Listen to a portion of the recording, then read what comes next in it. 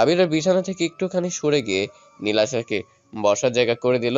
নীলাশা আবিরের পাশে বসে পড়ল। আবির হঠাৎ নীলাশার কোলে মাথা রাখলো। আচমকা আবিরের এহেন কাণ্ডে নীলাশা কিঞ্চিত কেঁপে উঠল। এক লহমায় নীলাশা পাথরে পরিণত হলো। নীলাশার এখনো বিশ্বাস হচ্ছে না আবির ওর কোলে মাথা রাখলো। আবির নীলাশার মুখ পানে এক পলক তাকালো, এরপর ক্ষীণ বুলি আওড়ালো। কি হলো? এবার চুল টান। আর শোন, আমি ঘুমিয়ে গেলে চলে যাস। নীলাশা কোনো বাক্য ব্যয় না করে আবিরের মাথা ম্যাসেজ করতে লাগলো। কিছু সময় পর নীলাশা অনুভব করলো আবির ঘুমিয়ে গেছে। নীলাশা আবিরকে ছাড়িয়ে উঠতে নিলে আবির ঘুরে নীলাশার কোমর দু হাতে শক্ত করে জড়িয়ে ধরে রাখে। নীলাশা আবিরকে আর সরানোর ব্যর্থ চেষ্টা করলো না, কারণ সে জানে পুরুষালী ব্যক্তি শক্তি গাছে নারী শক্তি নিত্যতাই সামান্য। তাই নীলাশা খাটের সাথে হেলান দিয়ে ঘুমিয়ে গেল। প্রতিদিনকার মতো সকালবেলা অহনা আজও ছেলের রুমে আসলো ছেলেকে ডেকে তুলতে, কিন্তু যখনই ওদের দুজনের দিকে দৃষ্টিগোচর হলো সে আর ডাকার প্রয়াস করলো না। দুজনের ঘুমন্ত মুখের পানে খানিক সময় চেয়ে থাকলো, এরপর মুচকি হাসি হেসে চলে গেল নিজ কর্মে। বেশ বেলা করেই আবিরের ঘুম ভাঙলো। চোখ মেলে দৃষ্টিগোচর হলো নীলাশার দিকে। আবির এখনো নীলাশার কোলে মাথা রেখে শুয়ে আছে। নিরাশার কোমর এভাবে জড়িয়ে ধরে ঘুমাচ্ছিলাম আমি। নীলাশাকে ছেড়ে দিয়ে চটজলদি উঠে বসলো আবির। নীলাশারও ঘুম ভেঙে যায়। নীলাশা চকিত নয়নে তাকিয়ে আছে আবিরের পানে।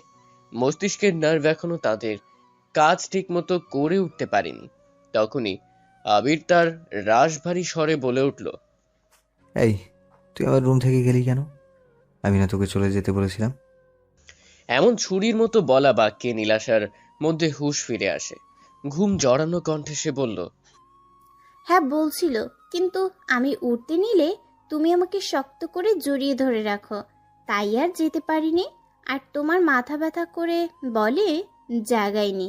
আচ্ছা আমি আসি। নীলাশা উঠে যেতে নিলে আবির নীলাশার হাত ধরে তাকিয়ে দেয় এবং পুনরায় বিছানায় বসিয়ে দেয়।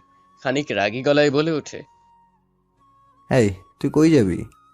নীলাশা ভাবলেশীন ভাবে উত্তর দিল। কেন আমার রুমে যাব?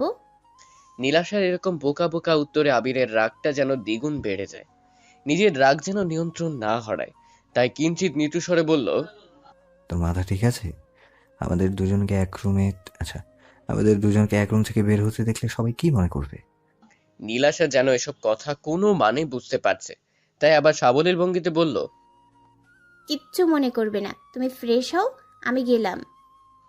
আবির চোখ রাঙিয়ে নীলাশাকে বুঝালো, তুই উঠবি না, ওখানে বসে থাক। তুই যাবি না? তাহলে আমি কি করব? দেখ, তোর রুম আর আমার রুম পাশাপাশি। আমাদের রুমের ব্যালকনিটাও একটা। তুই ব্যালকনি দিয়ে চলে যা। ব্যালকনির দরজা তো আটকানো। ওকে, তুই এখানে বস, আমি গিয়ে দরজা খুলে দিয়ে আসি। আবির চলে গেল নীলাশার রুমে, এরপর ব্যালকনির দরজা খুলে দিল। আবার ফিরে এসে বলল, এবার যা। নীলাশার কিছু না বলে নিজ রুমে চলে আসলো। একটু পর ফ্রেশ হয়ে দুজনে নিচে আসলো নাস্তা করতে। Good morning everybody. Good morning. তা বাবা, তোমার ঘুমটা ভালো হয়েছে তো? ঘুম ভালো না হওয়ার কোনো কারণ আছে কি? ঠিক সেটা না, আমার মনে হলো আমার বাবাটা অনেক বড় হয়ে গেছে, এবার একটা বউ আনা দরকার। অহনার এহেন বাক্যে নীলাশা বিষম খেল। নীলাশার মা নীলাশার পিঠে হালকা হালকা চাপড় মেরে বলল, কি হলো? তুই হঠাৎ বিষম খেলি কেন? এই নে পানি খা। অহনা নিজের মুখে একটা রহস্যময় হাসির রেখা ফুটিয়ে নীলাশাকে উদ্দেশ্য করে বলল, বিষম কি আর এমনি এমনি খায়? বিয়ের কথা বললাম আবিরের, আর বিষম খেলি তুই? বাহ, বেশ ভালো তো। তা বিষম খাওয়ার কাহিনী কি জানতে পারি না? খাবার টেবিলে এরকম মশকরা আরমান সাহেবের একদম পছন্দ। সে বেশ খানিকটা রেগে যায়।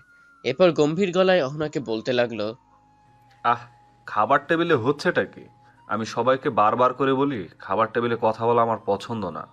তাহলে সেই কাজ বারবার কেন করো তোমরা? নীলাশা ঢক ঢক করে পানি খেলো, তবুও নীলাশার গলা